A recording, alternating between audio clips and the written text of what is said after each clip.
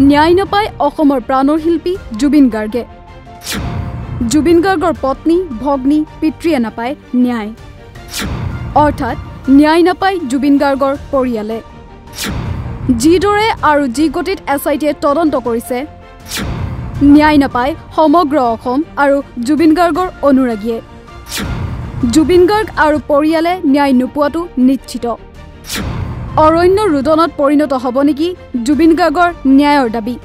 জুবিন গাৰ্গৰ ৰহস্যজনক মৃত্যুৰ অভিযুক্তসকলক কাৰাগাৰলৈ নিক্ষেপ কৰাৰ দিনাই এইদৰে বিস্ফোৰণ ঘটাইছে ৰাইজৰ দলৰ সভাপতি তথা শিৱসাগৰৰ বিধায়ক অখিল গগৈ।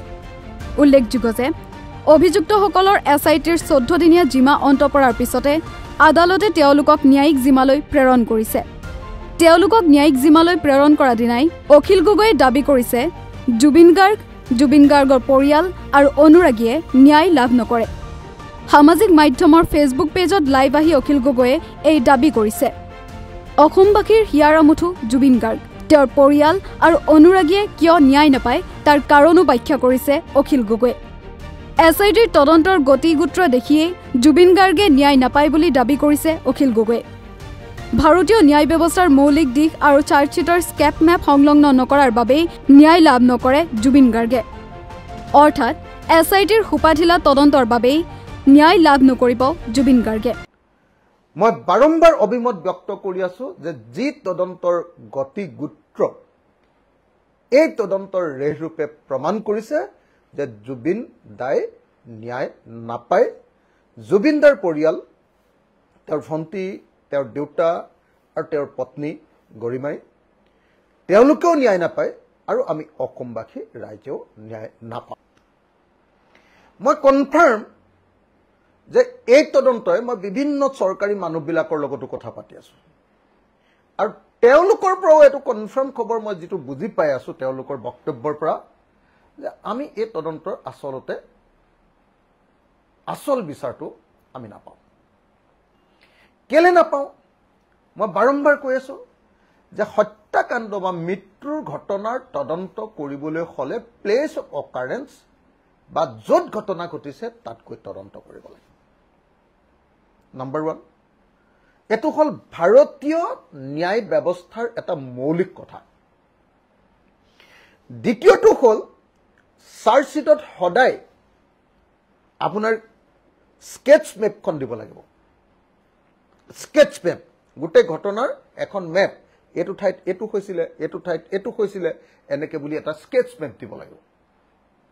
2, তিনি ঘটনাস্থলীত গৈ তদন্তটো মানুহৰ লগত কথা পাতিব লাগিব, যেনেকে ইয়াতখনৰ কেপ্টেইনৰ লগত, ইয়াতখনৰ আৰু বেলেগ বেলেগ মানুহ থাকিব নিশ্চয়, তেওঁলোকৰ লগত।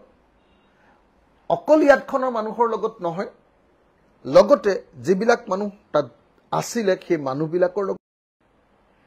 এতিয়া সেইবিলাক প্ৰমাণ কৰিবৰ কাৰণে উদ্ধাৰ কেনেকে হ'ল, সাগৰৰ তলিৰ পৰা হ'ল নে সাগৰৰ ওপৰৰ পৰাই হ'ল, উদ্ধাৰ কৰাৰ পাছত কোনে প্ৰথমতে উদ্ধাৰ কৰিলে সেই উদ্ধাৰ কৰা মানুহজনৰ সাক্ষ্য, উদ্ধাৰ কৰাৰ পাছত তেওঁক যে বুকুত এনেকে এনেকে দিছিলে, কি বুলি কয় এইটো, এনেকে এনেকে যে দিছিলে, সেইটো কোনে কৰিছিলে, তেওঁলোকৰ সাক্ষ্য।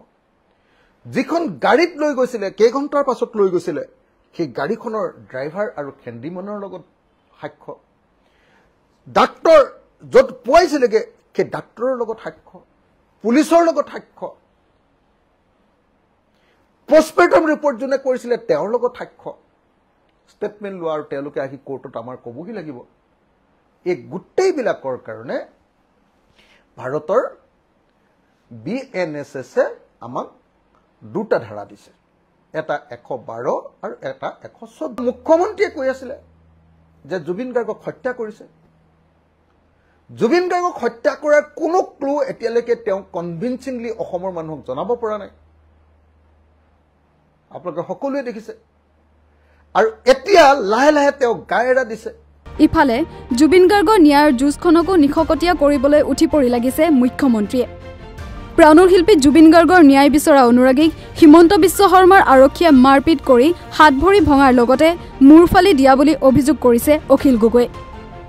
ন্যায় বিচৰা অনুৰাগীৰ বিৰুদ্ধে NSA লগাই কাৰাৰুদ্ধ কৰিছে হিমন্ত বিশ্ব শৰ্মাৰ আৰক্ষীয়ে।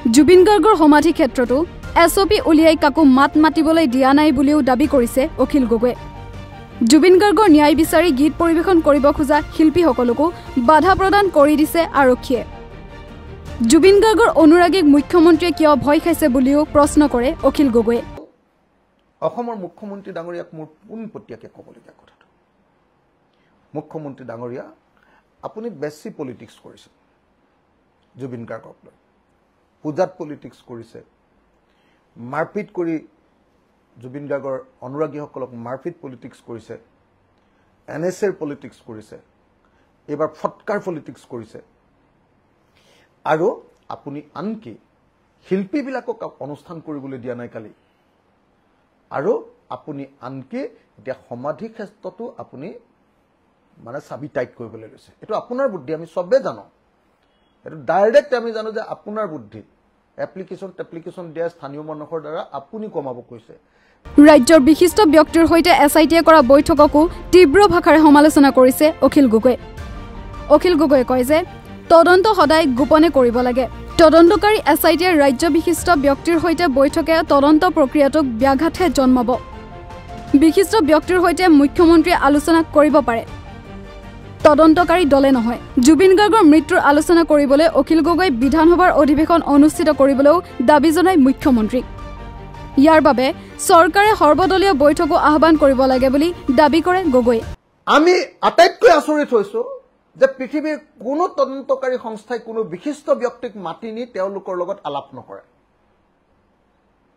সেমিনাৰ নকৰে তেওঁলোকৰ মতামত জনাই নাথাকে এটো কোৰ্টৰ কাৰণে মাৰাত্মক ঘটনা এই কামটো কৰিব লাগে চৰকাৰে কোনে কৰিব লাগে যে তদন্ত আয়োগে কৰি আছে তদন্তকাৰী সংস্থাই কৰি আছে চৰকাৰে ৰাজনৈতিক প্ৰশ্নবিলাক মীমাংসা কৰিব লাগিব চৰকাৰে